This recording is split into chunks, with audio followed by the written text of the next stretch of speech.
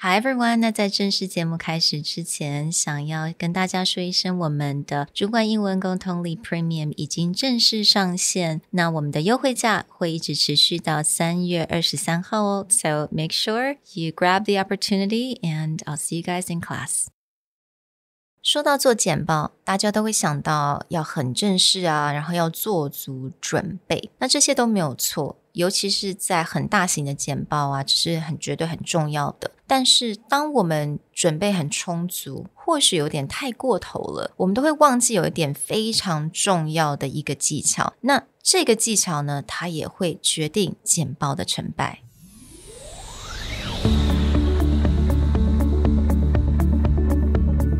Hello， 欢迎来到 Executive Plus 主管与沟通力的 Podcast。I'm Sherry, an educator, certified coach, and style enthusiast.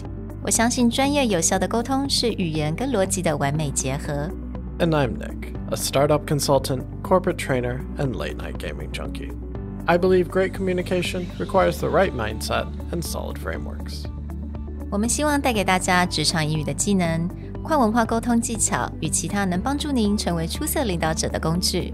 Join us each week as we share our experience, research, and methodologies to take your communication and language skills from good to great.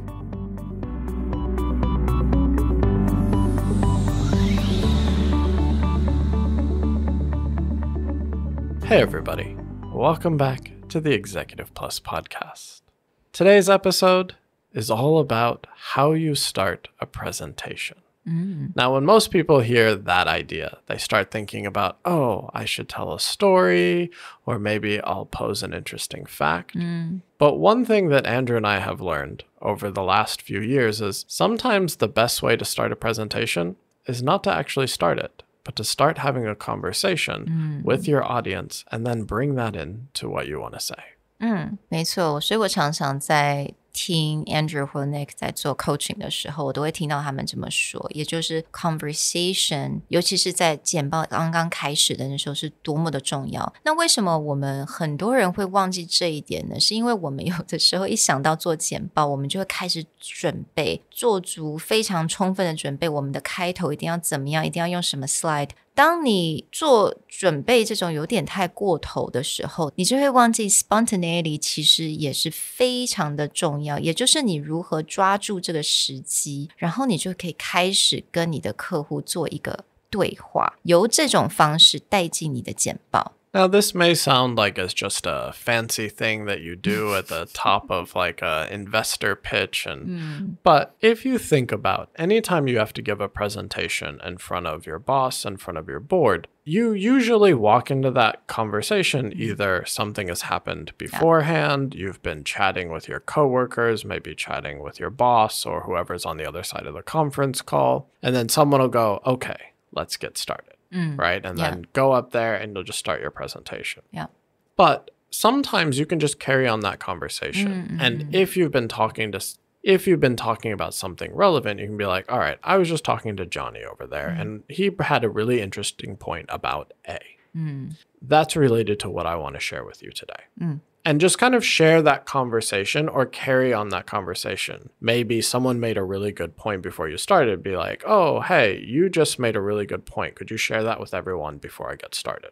And make it feel more natural. Not section A is small talk. Section B is let's get going. But bring that conversation in. And funny enough, there's a really good example of this from a recent favorite show of ours, Schitt's Creek. And both the original opening, which is cold, it's professional but cold, versus how the presentation ends, which is actually a really powerful conversation.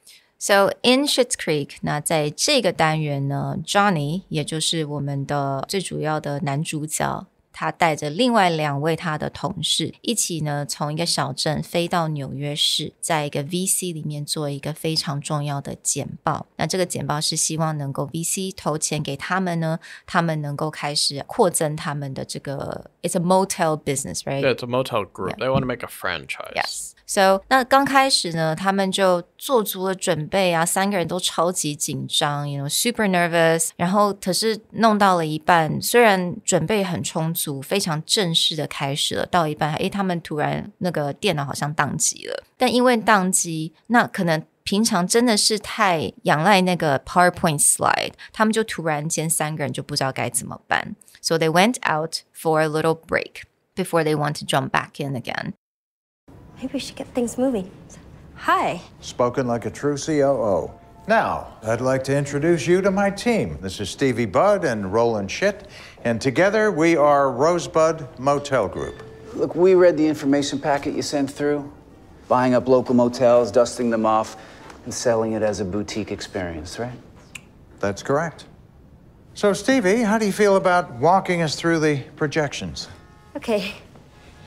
但是第二次呢，他们这个 Johnny 他就真的就是回想起他可能以前做 PowerPoint 或做一些 presentation 的这些 experience， 所以他就能够很巧妙的也非常顺利的可以从对方的一些 conversation， 然后他问问题，然后就从这样子的方式带进去他的 presentation。 So I came in 200 par, and that is with half the course underwater. It's like it ruined the whole trip. Horrible. What course? Ocean course in Kauai. Ah, what hotel? We got a villa at the St. Regis. Ah, very nice. I've stayed there quite a few times. Now, let me ask you, how many of you have stayed in a motel? Well, motels are small hotels without the golf courses, in case you... Well, good. So you're familiar at least. Now, when I say motel, what comes to mind? Yeah, there's that great scene where he walks back in and he immediately finds common ground with one of the people in the boardroom because they're talking about golf, and he's talking about golf at a specific hotel resort. And he immediately is like, oh, which hotel did you stay in? Oh, I've been there many times. It's a great golf course. Yeah. And then he takes that conversation and builds in the next question, which is, how many of you have stayed at a motel? Yeah, which is none of them. Which is none of them. Yeah. But then he starts to describe that experience and that they're trying to change it from this very cheap, low-end, by the road in the countryside place to an actual boutique experience for people who are trying to travel and see the world differently. But it's those two things. One is it's not okay, that's a good conversation, let me start. It's actually bringing that conversation in. But one of the great ways he does that is by asking questions. And second to having a conversation, this is something Andrew and I talk a lot about, which is a presentation doesn't just have to be you talking. You can ask questions. Your audience is there. You can interact with them. It doesn't matter if it's 2,000 people in the audience or 2 people in the audience. You have the right to have a conversation with them. And the best presentations we've ever seen were ones that became conversations. And so this is a great example of if you do this very formally, it can look refined. It can look professional. Sometimes that's the right answer. But a lot of times in these situations where, let's say, someone's investing in your company, they're investing in you as much as your idea. So part of it is, are you someone they can talk to? Having that conversation helps. That's also true within your company. You have to be a good person to talk to work with, a good teammate, a good coworker. So if you just go in there and tell them it is what it is, or here are the facts, they may get the right information, but it's not that compelling. It's not that much of a, why do I want to work with you on this project? Whereas if you come in and again, ask questions, start with that idea, or give someone an opportunity to be like, I really like the point Sherry made when we were talking before this presentation. Could you say that again? And then Sherry will feel like, included. I'm so included. Yeah. Now you bring it into, based on that, this is why I want to talk to you about something, this project today.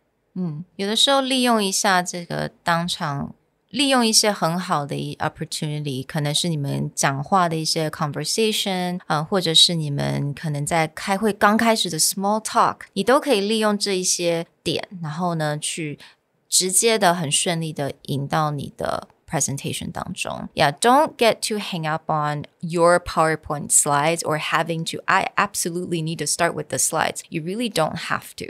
So the next time that you're thinking about starting a presentation, even in this podcast, we've talked about interesting ways to start a presentation.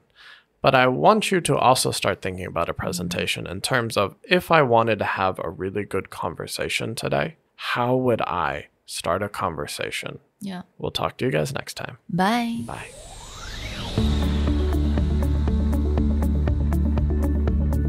The Executive Plus podcast is a Presentality Group production, produced and hosted by Sherry Fang and Nick Howard. You can search us on Facebook, 主管英文 Executive Plus. You can also find us on Instagram, Communication R&D, and email us at sherry@epstyleplus.com.